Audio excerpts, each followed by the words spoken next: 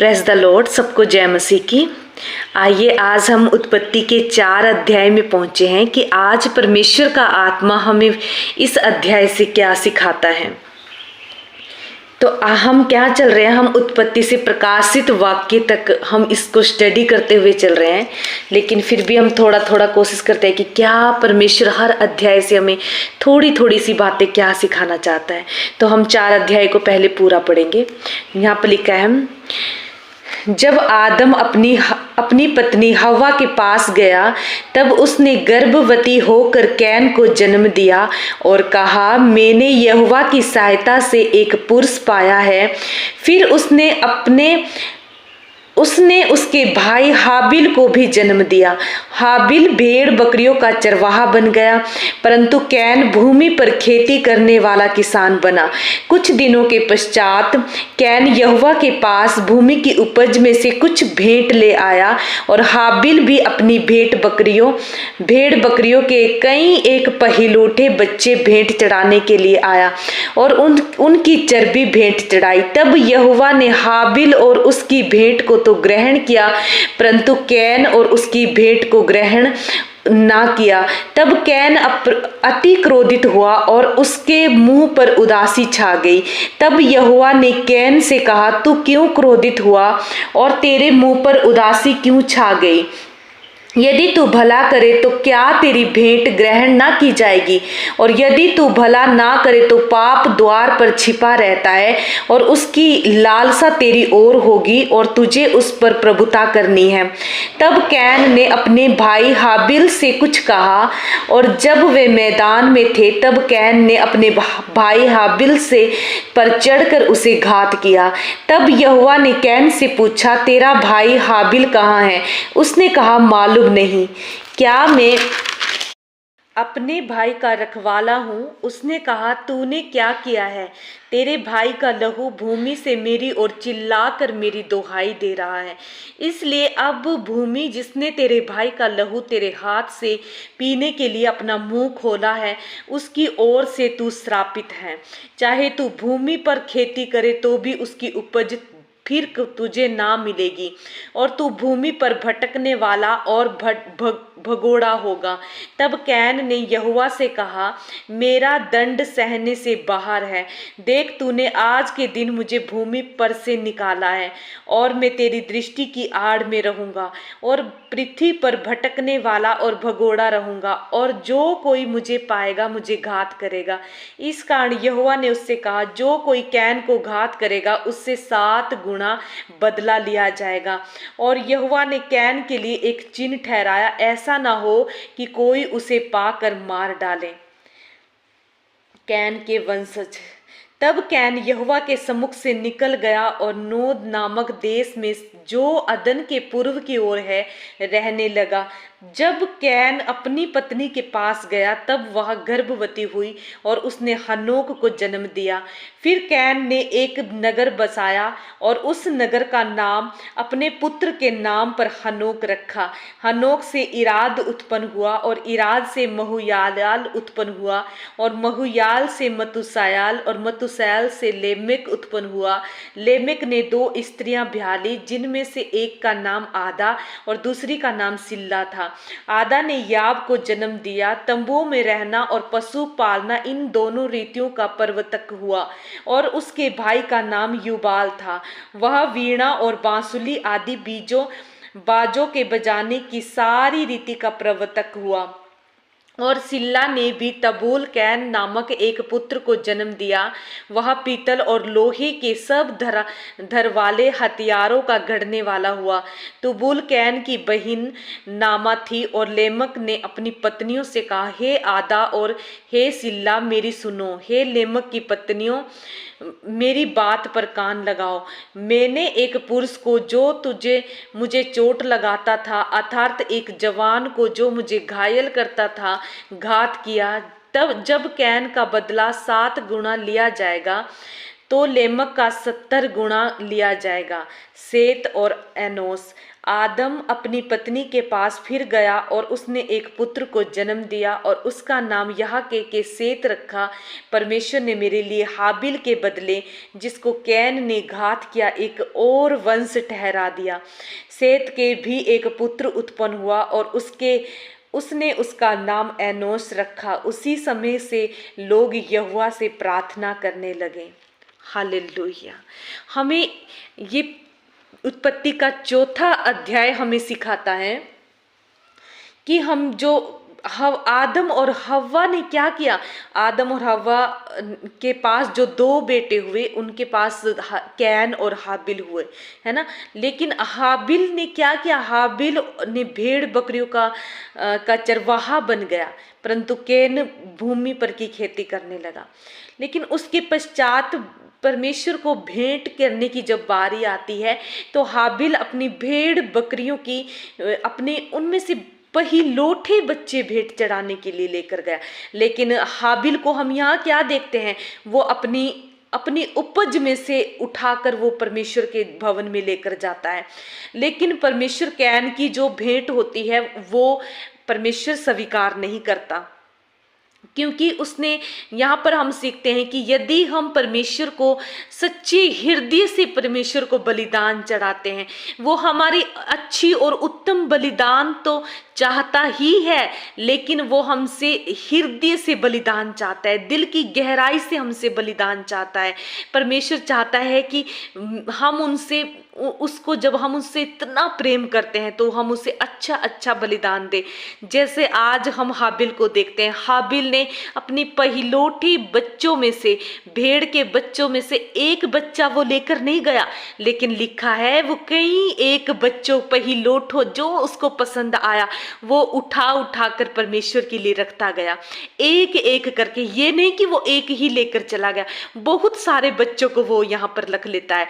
क्योंकि परमेश्वर को जब हम किसी को प्रेम करते हैं, जैसे हम अपने भाई, अपनी बहनों या किसी को भी हम बहुत सारा प्रेम करते हैं, तो यदि कोई हमारे घर वो आ जाए जिससे हम बहुत प्रेम करते हैं, तो हम क्या ढूंढते हैं, हम ये नहीं देखते कि हम इसको एक चीज से नवाजे, एक चीज हम इसको गिफ्ट में दे, लेकिन हमारे घर में जो अच्छी अच्छी उत्तम चीजें होंगी या उसको कोई चीज पसंद आई होगी, हम और भी अपनी पसंद की चीजें भी उसको, बहुत सारी भेंटें हम उसको देना चाहेंगे कि ये भी रख ले, ये भी रख ले और ये भी। जब हम किसी को दिल की गहराई से प्रेम करते हैं तो हम उसको सच्ची भेंट भी चढ़ाते हैं। तो यही हम हाबिल के जीवन से देखते हैं कि वो परमेश्वर को उत्तम से उत्तम भेड़ बकरियों को चढ़ाता है, और एक नहीं बहुत सारी भेड़ों को वो लेकर आता है, भेड़ों के बच्चों को, मेमनों के बच्चों को जो उसको अच्छी लगी वो परमेश्वर के लिए लेकर आता है। लेकिन कैन ने जो भी भेंट वो परमेश्वर के लिए लेकर आता है अपनी भूमि की उपज से, यहाँ तक कि परमेश्वर ने उसको भूमि के लिए इसको सृजा कि वो भूमि करेगा, भूमि की खेती बाड़ी करेगा। यदि वो वहां से उत्तम भेंट कर लेकर गया, लेकिन परमेश्वर को पसंद नहीं आई, और उसने फिर से, परमेश्वर ने कैन को ये कहा भी कि तू परमेश्वर, जब कैन की भेंट स्वीकार नहीं की गई तो परमेश्वर, वहां लिखा है कि कैन अति क्रोधित हुआ और उसके मुंह पर उदासी छा गई, और परमेश्वर ने उसकी क्रोध को देखकर, उसके मुंह पर उदासपन को देखकर कहा कि तू भला करे तो क्या तेरी भेंट ग्रहण ना की जाएगी। यदि तू दिल से चाहेगा, सच्चाई से चाहेगा, प्रेम से चाहेगा तो तेरी भेंट जरूर ग्रहण की जाएगी। वरना प्रभु का मतलब था कि तू आगे को अच्छी भेंट लेकर आ सकता है, मैं तेरी भेंट को ग्रहण कर सकता हूं, यदि तू भला करे तो क्यों नहीं की जाएगी भेंट ग्रहण।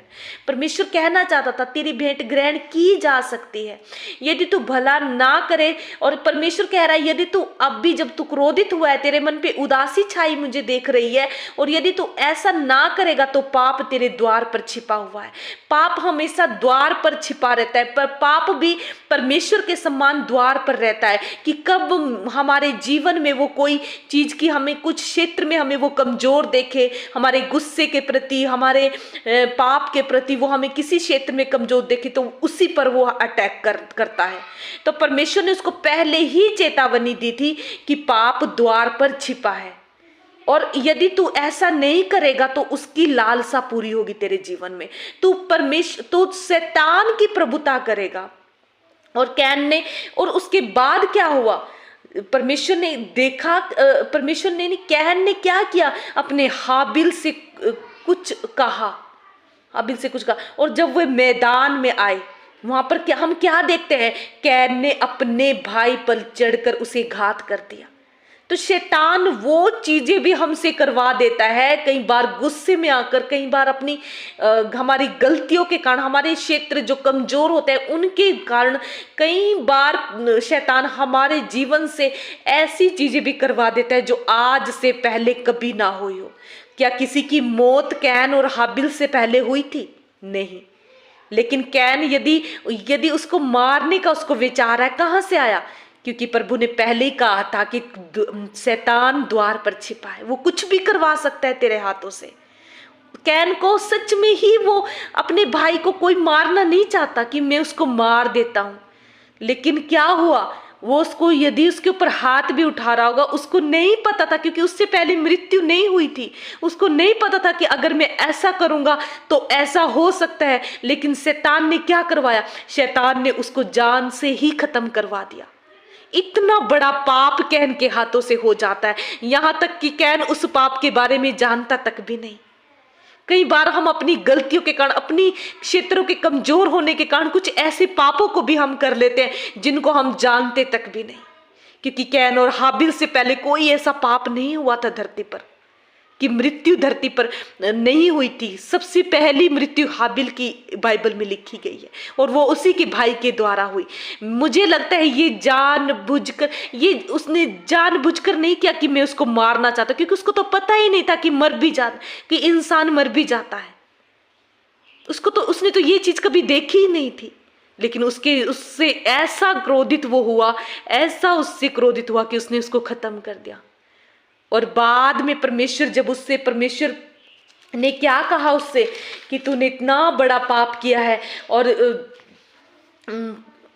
ये लहू जो भूमि भी है वो चिल्लाकर तेरी दुहाई दे रही है। मतलब तेरी नहीं, लहू की दुहाई दे रही, जो लहू भूमि पर गिरा है इसकी दुहाई भूमि दे रही है। तो परमेश्वर से दे रहे हैं कि इसका लहू के बदले क्या कर, इसका न्याय कर। और उसके लिए परमेश्वर ने क्या कहा उसको,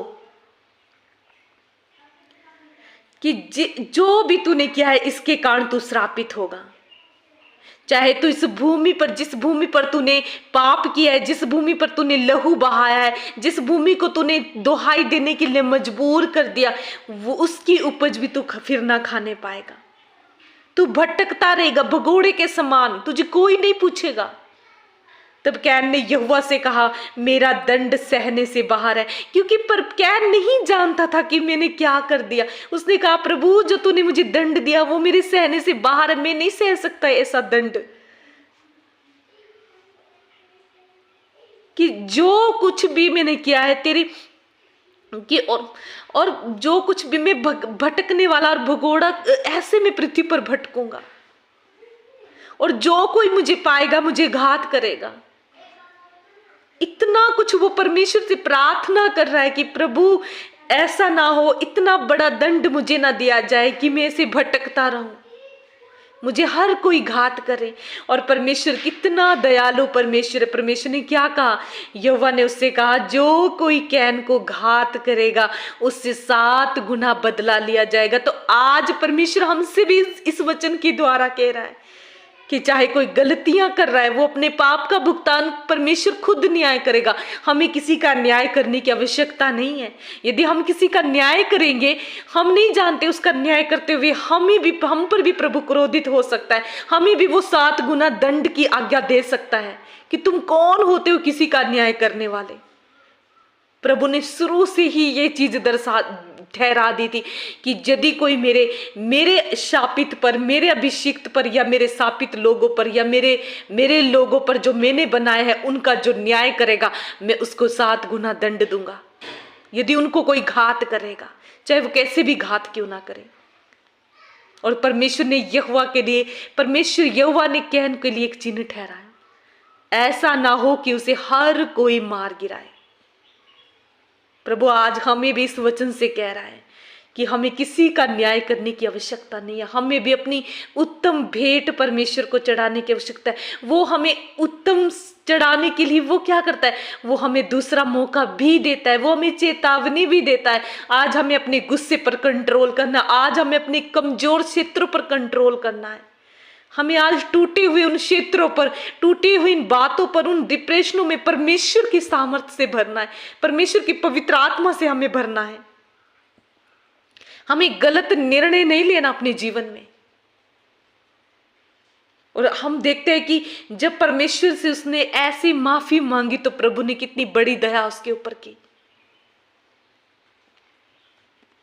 यहां तक कि आज तक भी सच में अगर हम किसी का न्याय करने के लिए उतरेंगे, सच में हमारे ऊपर भी दंड आ सकता है।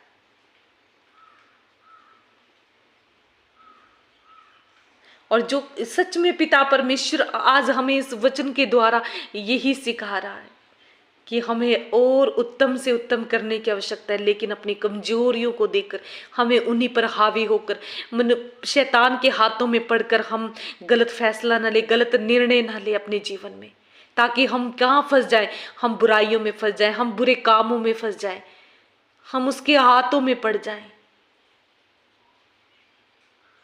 प्रभु इन सारे वचनों के द्वारा हमें आशीष करे। सबको जय मसीह की।